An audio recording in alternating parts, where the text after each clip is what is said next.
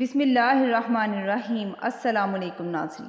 حضرت محمد صلی اللہ علیہ وآلہ وسلم امام الانبیاء، اس زمین پر آنے والے تمام انبیاء کے سردار ہیں۔ اللہ تبارک تعالیٰ نے آپ صلی اللہ علیہ وآلہ وسلم کو سراپا معجزہ بنا کر بھیجا۔ ناظرین، نبی کریم صلی اللہ علیہ وآلہ وسلم کا یوم ولادت مختلف علماء کے مطابق 8، 9، 12 یا 17 ربیع الاول ایک عام الفیل بیان کیا جاتا ہے، لیکن زیادہ تر علماء کا اجماع 12 ربیع الاول اور پیر کے دن پر ہے۔ عیسوی سال کے مطابق یہ تاریخ 20 یا 22 اپریل 571 عیسوی بنتی ہے، جس وقت رسول خدا حضرت محمد مصطفیٰ صلی اللہ علیہ وآلہ وسلم اس دنیا میں تشریف لائے۔ اس وقت قمری مہینے محرم، صفر، ربیع الاول وغیرہ تو تھے، لیکن سالوں کی اسلامی تقویم کا نظام نہیں تھا، لہٰذا کسی بھی بچے کی پیدائش کو بیان کرنے کے لیے کہا جاتا تھا کہ فلاں واقعہ کے اتنے عرصے بعد فلاں بچہ پیدا ہوا۔ عام الفیل کا مطلب ہے ہاتھیوں والا سال۔ یہ وہ سال ہے جب یمن کے بادشاہ ابرہہ نے ہاتھیوں کے لشکر کے ساتھ خانہ کعبہ پر حملہ کیا اور اللہ تبارک تعالیٰ کے بھیجے ہوئے ابابیلوں کے لشکروں کے ہاتھوں ابرہہ اور اس کے لشکر کی تباہی اور بربادی کی۔ علماء کے مطابق اس واقعے کے 45 دن بعد رسول اکرم صلی اللہ علیہ وآلہ وسلم کی ولادت باسعادت ہوئی۔ حضور اکرم صلی اللہ علیہ وآلہ وسلم کے والد کا نام حضرت عبداللہ اور والدہ کا نام حضرت آمینہ بنت وہب تھا۔ حضور اکرم صلی اللہ علیہ وآلہ وسلم کی ولادت سے پہلے آپ کے والد حضرت عبداللہ کا انتقال ہو گیا تھا۔ آپ ابھی 6 سال کے ہوئے تو آپ کی والدہ بھی اس دنیا سے رخصت ہو گئی۔ 8 سال کی عمر تک آپ کی پرورش آپ کے دادا حضرت عبد المطلب نے کی۔ 8 سال کی عمر میں آپ کے سر سے دادا کا سایہ بھی چھن گیا، اور پھر 8 سال کی عمر سے لے کر جوانی تک آپ اپنے چچا حضرت ابو طالب کے زیر کفالت رہے۔ آپ صلی اللہ علیہ وآلہ وسلم کو نبوت ملنے اور وحی آنے کے قبل ہی اللہ تبارک تعالیٰ نے ایسے واقعات نمودار کیے جو آپ کے سچے نبی ہونے کی دلیل تھے، اور ایک ذی عقل شخص کے لیے واضح نشانی بھی۔ ان نشانیوں اور معجزات میں نبی کریم صلی اللہ علیہ وآلہ وسلم کی پیدائش کے وقت ہونے والے واقعات جو اس وقت موجود لوگوں نے اپنی آنکھوں سے دیکھے اور آپ کی نبوت کے گواہ ثابت ہوئے۔ جس دن آپ صلی اللہ علیہ وآلہ وسلم کی پیدائش ہوئی، اس دن لوگوں نے بہت سے عجائب اور مکوف الفطرت چیزیں دیکھی۔ یہ باتیں نہ صرف اسلامی تاریخ بلکہ فارس کے زرتشتوں کی تاریخ میں بھی لکھی ہیں جو عرب کے پڑوس میں آباد تھے۔ ناظرین، ایک ایسا سورج طلوع ہونے والا تھا جس کی بشارت نبیوں نے سالوں پہلے دی تھی، اور بہت سے لوگوں نے پیشن گوئی بھی کی تھی۔ عرب میں اس سال ایسے واقعات رونما ہوئے جو اس بات کی نشانی تھی کہ ایک نبی مبعوث ہونے والے ہیں۔ اس سال سرزمین سرسبز ہو گئی، فصلوں میں اضافہ ہو گیا، درخت پھلوں سے بھر کر جھولنے لگے، خوب بارش ہوئی، گویا یہ خوشحالی کا سال تھا۔ قریش نے ایسا موسم کبھی نہیں دیکھا تھا، قریش خوشحال ہو گئے تھے۔ جس رات آپ صلی اللہ علیہ وآلہ وسلم دنیا میں تشریف لائے تو اللہ تبارک تعالیٰ نے بہت سارے معجزات دنیا کو دکھائے۔ فارس کا آتش گدا جس میں 1000 سال سے آگ روشن تھی اور فارسی اس آگ کی پوجا کیا کرتے تھے، وہ اچانک بجھ گئی۔ کسریٰ کا محل 2 حصوں میں تقسیم ہو گیا اور 14 کنگرے ٹوٹ کر زمین پر گر پڑے۔ دریائے ساوا جو صدیوں سے خشک پڑا تھا، اس میں پانی جمع ہو گیا، اور دریائے سماوا جس میں ہمیشہ سے پانی جاری تھا وہ خشک ہو گیا۔ جتنے بھی دنیا میں بت گدے تھے ان میں موجود بت منہ کے بل اوندے گر پڑے، اور دنیا میں جتنے بھی بادشاہوں کے تخت تھے وہ پائے ٹوٹنے کی وجہ سے زمین پر گر گئے۔ جتنے بھی ساحر، کاہن، جادوگر تھے ان کا علم جواب دے گیا تھا۔ زبان سے غیب کی خبریں بتانے والے ایک رات کے لیے گونگے ہو گئے تھے، خاص طور پر وہ کاہن جن کے ہمزاد آسمانوں سے ان کے لیے خبریں لاتے تھے۔ ان کی ملاقات کا سلسلہ ختم ہو گیا تھا۔ مکہ کی سرزمین سے ایک ایسا نور ظاہر ہوا جس کی روشنی اتنی دور تک تھی کہ مکے کے لوگوں نے مکے میں بیٹھ کر شام کے محلات کو دیکھ لیا، اور ساری رات ستارے اس کثرت کے ساتھ ٹوٹ کر گرے کہ لوگ پریشان ہو گئے اور ایک دوسرے سے سوال کر رہے تھے کہ آج کی رات کیا واقعہ پیش آیا ہے۔ عمر بن امیہ جو ایک مشہور کاہن تھا، اسے لوگوں نے پوچھا کہ یہ ستارے مسلسل کیوں ٹوٹ رہے ہیں؟ تو اس نے کہا کہ وہ مشہور ستارے جس کی مدد سے لوگ راستہ معلوم کرتے ہیں، گرمی اور سردی کے حالات بتاتے ہیں، جا کر دیکھو، اگر وہ ستارے ٹوٹے ہیں تو سمجھ لینا یہ رات اس کائنات کی آخری رات ہے، کیونکہ یہ قیامت کی نشانی ہے۔ اگر وہ ستارے اپنی جگہ پر قائم ہیں اور دوسرے ستارے ٹوٹ رہے ہیں تو سمجھ لینا کہ آج دنیا میں کوئی بہت عظیم واقعہ پیش آنے والا ہے۔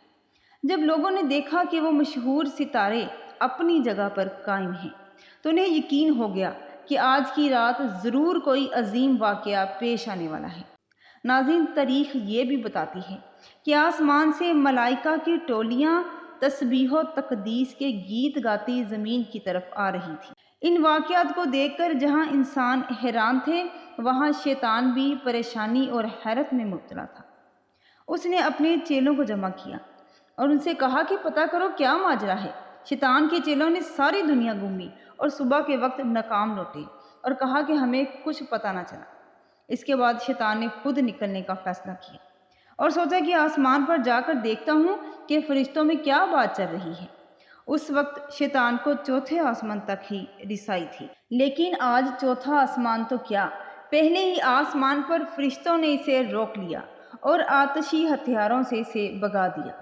اس کے بعد شیطان زمین کی سیر کے لیے نکلا اور حرم کی سرزمین میں داخل ہونے کی کوشش کی، لیکن وہاں بھی فرشتوں نے اسے روک لیا۔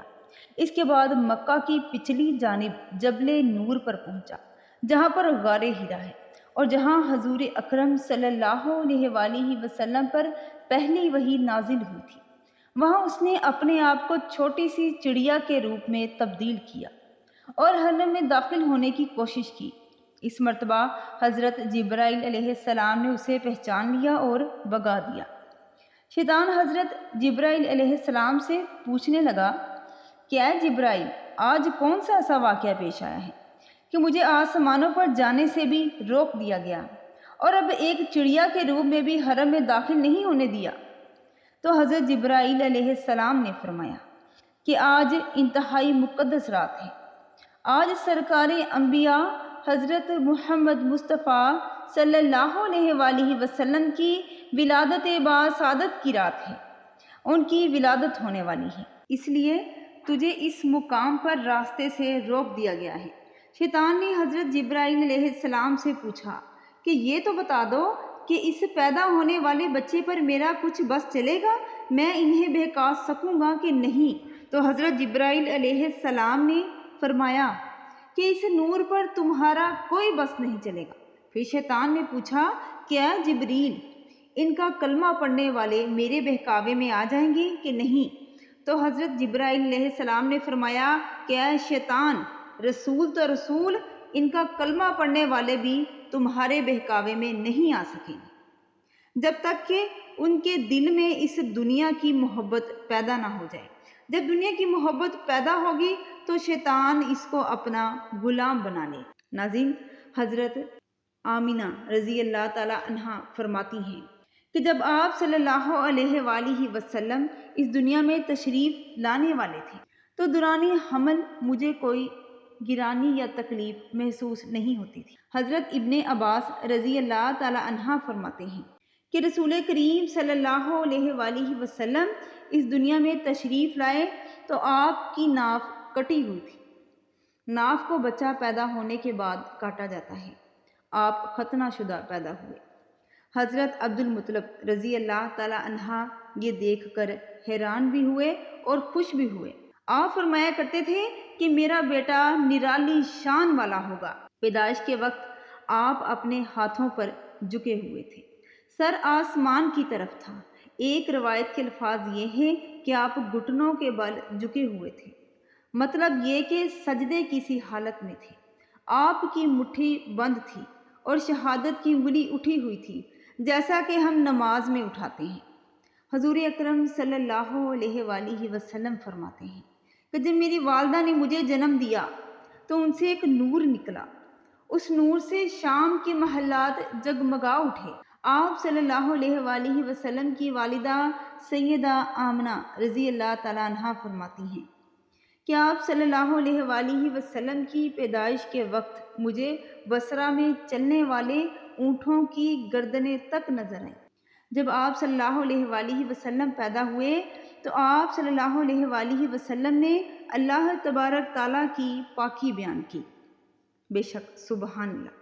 حضرت عائشہ صدیقہ رضی اللہ تعالیٰ عنہا سے روایت ہے کہ ایک یہودی عالم مکہ میں رہتا تھا۔ وہ قریش کی ایک مجلس میں بیٹھا تھا۔ اس نے کہا کہ کیا تمہارے ہاں آج کوئی بچہ پیدا ہوا ہے؟ تو لوگوں نے کہا کہ ہمیں تو معلوم نہیں۔ اس پر یہودی نے کہا، میں جو کچھ بھی کہتا ہوں اسے اچھی طرح سن لو۔ آج اس امت کا آخری نبی پیدا ہوگا، وہ قریشی ہے۔ میں جس کے بارے میں بات کر رہا ہوں اس کے کندھے کے پاس ایک علامت ہے، یعنی مہر نبوت ہے۔ اس بچے کی ایک علامت یہ ہے کہ وہ 2 رات تک دودھ نہیں پیے گا۔ ان باتوں کا ذکر اس کی پرانی کتب میں موجود تھا۔ جب یہودی عالم نے یہ سب باتیں ان لوگوں کو بتائی تو وہ بہت حیران ہوئے۔ انہوں نے یہودی عالم کی باتیں اپنے گھر والوں کو بتائی۔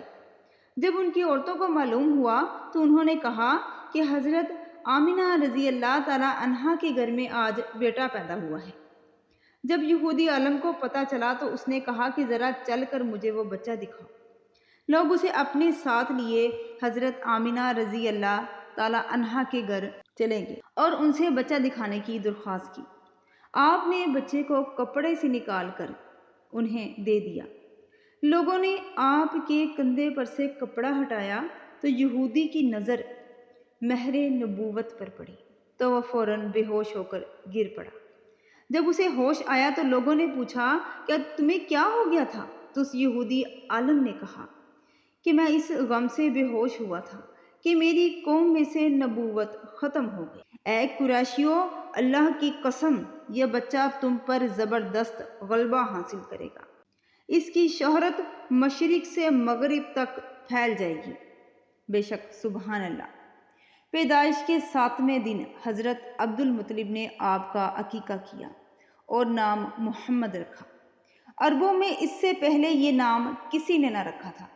قریش کو یہ نام عجیب سا لگا، چنانچہ کچھ لوگوں نے حضرت عبد المطلب سے کہا کہ اے عبد المطلب، کیا وجہ ہے کہ تم نے اس بچے کا نام اس کے باپ دادا کے نام پر نہیں رکھا بلکہ محمد رکھا، اور یہ نام نہ تو تمہارے باپ دادا میں سے کسی کا ہے اور نہ ہی تمہاری قوم میں سے کسی کا ہے؟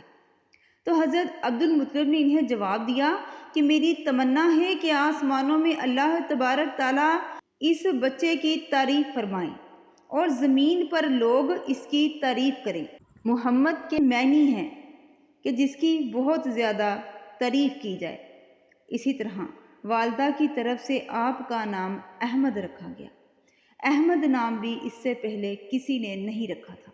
مطلب یہ کہ اللہ تبارک تعالیٰ نے دونوں ناموں کی حفاظت فرمائی اور کوئی بھی یہ نام نہ رکھ سکا۔ احمد کا مطلب ہے سب سے زیادہ تعریف کرنے والا۔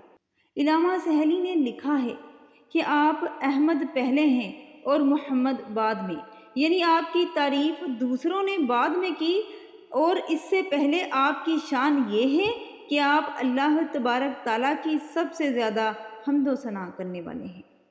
پرانی کتابوں میں بھی آپ کا نام احمد ذکر کیا گیا ہے۔ بے شک سبحان اللہ۔ ناظرین، اگر آج کی ویڈیو آپ کو معلوماتی لگی ہو تو ہمارے چینل گائیڈ آف اسلام کو لائک کریں اور سبسکرائب کریں اور ہمیں اپنی دعا میں یاد رکھیں۔ اللہ تبارک تعالیٰ آپ کا اور ہم سب کا حامی و ناصر ہو۔ جزاک اللہ۔